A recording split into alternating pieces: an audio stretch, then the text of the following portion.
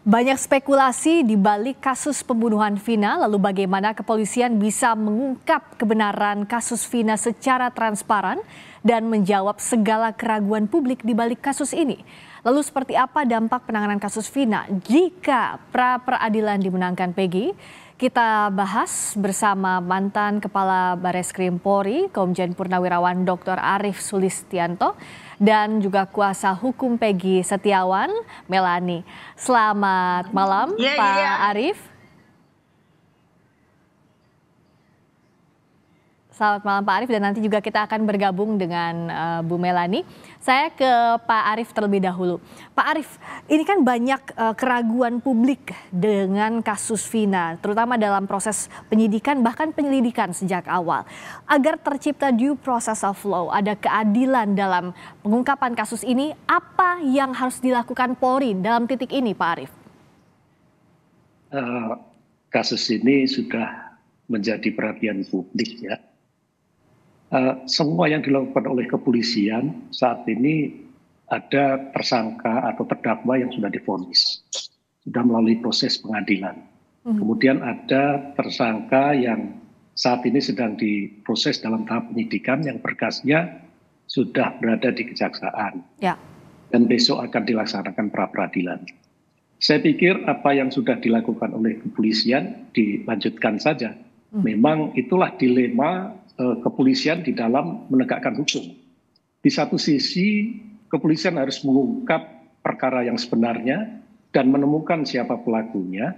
Di sisi lain dia akan mendapatkan perlawanan dari pihak-pihak yang mendapat tindakan hukum atau dianggap diduga sebagai tersangka. Ya. Ini harus dijawab oleh kepolisian dengan penyidikan yang objektif, penyidikan yang benar, seperti di awal tadi dikatakan penyidikan yang menerapkan scientific crime investigation. Ya. Saya pikir ini yang harus dilakukan oleh kepolisian dan diberikan kepada penjelasan kepada masyarakat. Apa yang sudah terjadi saat ini sudah ada yang mendapat putusan, ada celah atau ada jalan upaya hukum. Mulai dari banding, mulai pra-peradilan, banding sampai ke peninjauan kembali. Itu adalah upaya hukum yang bisa dilakukan oleh pihak-pihak yang berperkara, gitu Mbak. Nah Pak Arief, bicara soal sekarang proses yang berlanjut, kalau kita merujuk kepada apa yang disampaikan Kapolri, bahwa di awal kasus ini tidak menerapkan investigasi kejahatan secara ilmiah atau scientific crime investigation. Nah bagaimana menjawab apakah ada inkompetensi penyidikan di awal kasus ini? Dan kalaupun demikian, apakah mungkin ada audit sejak awal penyelidikan bahkan memulainya dibandingkan melanjutkan di proses peradilan berikutnya Pak Arief? Saya dari pagi mencoba mencari statement Pak Kapolri yang menyatakan tidak dilakukan scientific crime investigation. Ternyata itu adalah video di mana Pak Wakapolri membacakan sambutan di TIK. Adanya pertanyaan itu apakah indikasi ada temuan hasil audit investigasi sehingga disimpulkan seperti itu. Saya tidak ingin berkomentar karena itu bukan pernyataan langsung Kapolri. Jadi biarkanlah nanti Mabes Polri yang menjelaskan. Kemudian bagaimana dengan kompetensi atau inkompetensi penyidik? Saya pikir para penyidik ini memiliki kompetensi untuk melakukan penyidikan. Hanya apakah kompetensi itu dijalankan sesuai dengan etika profesional mereka?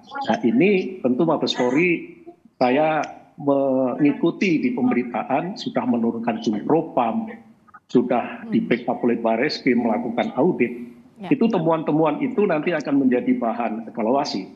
Tetapi dalam proses hukum yang sudah berjalan ini, upaya hukum yang bisa dilakukan oleh para terdakwa yang sekarang sedang menjalani hukuman, itu lakukan sesuai dengan apa yang diatur di dalam Undang-Undang Hukum Acara Pidana. Seperti tersangka yang sekarang dalam proses penyidikan mengajukan upaya hukum pra-peradilan itu sangat bagus. Sehingga pihak-pihak berperkara apakah pengacaranya, Ya. kumpul alat bukti untuk mematahkan apa yang dilakukan oleh kepolisian ini, sehingga tidak terjadi opini liar yang akhirnya menjadi bias dan dikomentari oleh semua orang. Kita fokus saja kepada proses penyidikan atau proses pra-peradilan yang terjadi, Ya. betul-betul menunjukkan bahwa apa yang dilakukan oleh kepolisian salah. Begitu juga sebaliknya, kepolisian menghadapi pra-peradilan nggak usah ragu-ragu. Ya. Selama proses yang dilakukan itu objektif, kemudian benar, dan tersangka yang ditangkap itu benar berdasarkan alat bukti yang cukup, nggak usah ragu-ragu. Sama-sama dibuktikan di tengah-tengah di dalam persidangan nanti, sehingga ini akan bisa menjawab kecurigaan syakwa sangka dari berbagai pihak yang akhirnya menjadi polemik yang berkepanjangan seperti sekarang ini. Ingat, kasus ini sudah terjadi 2016, Ya. sehingga kita lebih baik mengikuti proses hukum yang ada saja, Ya. sambil kita mengawal kasus ini. Ya, Begitu, 8 tahun berlalu dan saat ini bicara soal pra-peradilan, saya tanyakan ke Mbak Melani. Selamat malam, Mbak Melani, pengacara dari Peggy Setiawan. Suaranya boleh di-unmute, Bu Melani? Selamat malam. Bu Melani, bisa dengar suara saya? Sudah ada suara? Saya dengar. Oke. Nah, Bu Melani, besok Selamat pra-peradilan. Nah, apa yang disiapkan oleh pihak pemohon, Bu Melani? Karena kemarin kan ditunda, tapi menghadapi pra-peradilan, Anda mengatakan sudah siap. Nah, seberapa siap? Apa saja yang disiapkan? Karena besok adalah pembuktian secara formal. Apakah sah tidaknya status tersangka ini? Ya, jadi kami sudah menyiapkan, ya. Kan sidangnya harusnya seminggu yang lalu, ya. Harusnya kalau besok itu kan sudah mundur 1 minggu artinya, ya. Nah, tentu saja kami sudah siap dari seminggu yang lalu, bahkan dari sebelumnya sudah menyiapkan bukti-bukti tertulis maupun rencana menghadapkan saksi-saksi dan ahli juga. Lagi pula ya ada kabar yang baik, ya, karena dari Polda Jabar itu kan sudah melimpahkan berkas ke Kejaksaan Tinggi Jawa Barat dan ternyata dikembalikan, dan dikembalikannya itu P18. P18 itu artinya secara formil maupun material belum memenuhi syarat, ya, untuk diajukan, dan itu disebutkan bahwa itu untuk tingkat penyelidikan kalau P18 itu, ya. Jadi tingkat penyelidikannya juga belum ada bukti permulaan yang cukup, ya. Jadi itu sudah jelas bahwa perkara Peggy Setiawan ini belum mempunyai bukti yang cukup. Oke. Nah, kalau sejak tingkat penyelidikan, bukan penyidikan loh, ya. Ini penyelidikan. Jadi penyelidikan itu kan awal sekali, sebelum penyidikan. Jadi jelas dalam hal ini penetapan tersangkanya tidak sah dong. Gitu. Nah, yang akan dihadirkan nanti, kalaupun dimintakan dari pihak Anda sebagai pemohon, apakah saksi maupun ahli ataupun bukti ini sebagai bukti bahwa secara formil ada ketidaksesuaian, bahwa penetapan tersangka Peggy Setiawan tidak sah secara formil, ya, tidak masuk pada pokok perkara, punya bukti soal itu? Ya, secara formil tentu saja.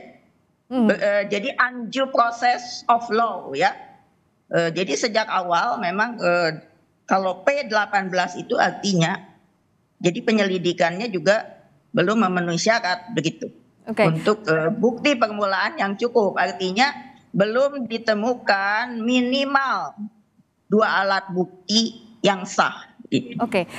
Saya ke Pak Arief, dengan status P18 dari berkas terhadap tersangka Peggy ini, apa yang dibaca? Apakah artinya polisi dalam hal ini penyidik terburu-buru bahkan sejak proses penyelidikan, atau kejaksaan yang berhati-hati karena sekarang pun masih berjalan proses pra-peradilan yang baru akan disidangkan besok, Pak Arief?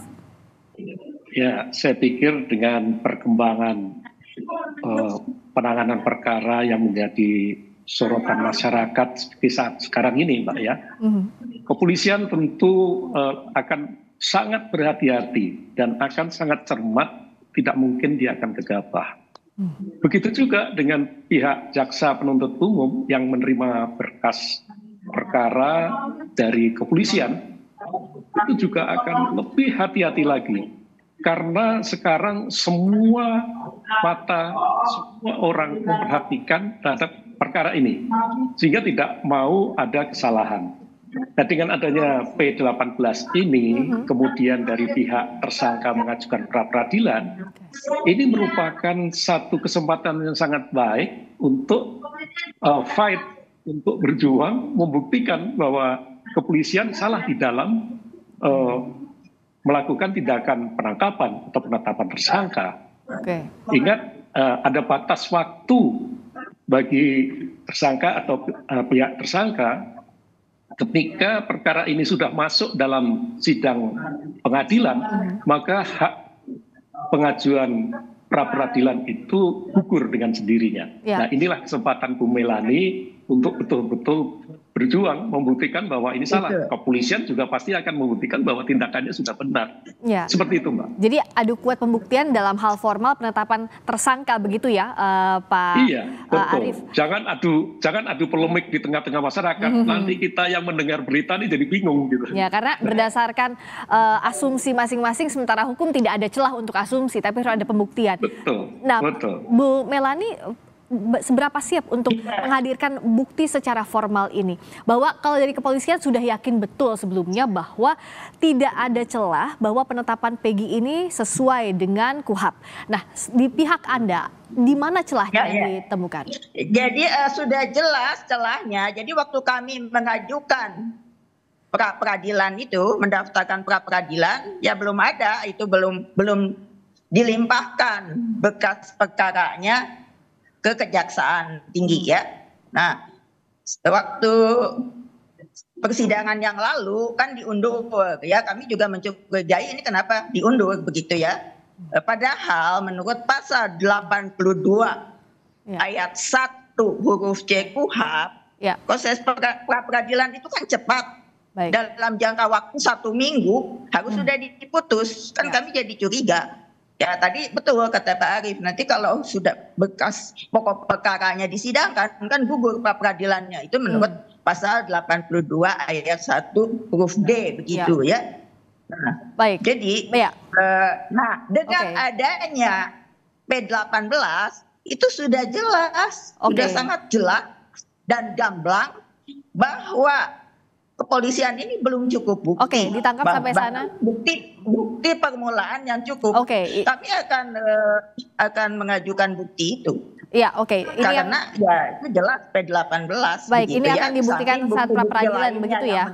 Baik, Bu Melani. Terakhir singkat saja Pak Arief, Anda menulis di Kompas bahwa polisi harus mengutamakan keadilan ketimbang harga diri. Ini menarik sekali. Apa yang ingin disampaikan terutama soal penyidikan yang objektif? Silakan Pak Arief.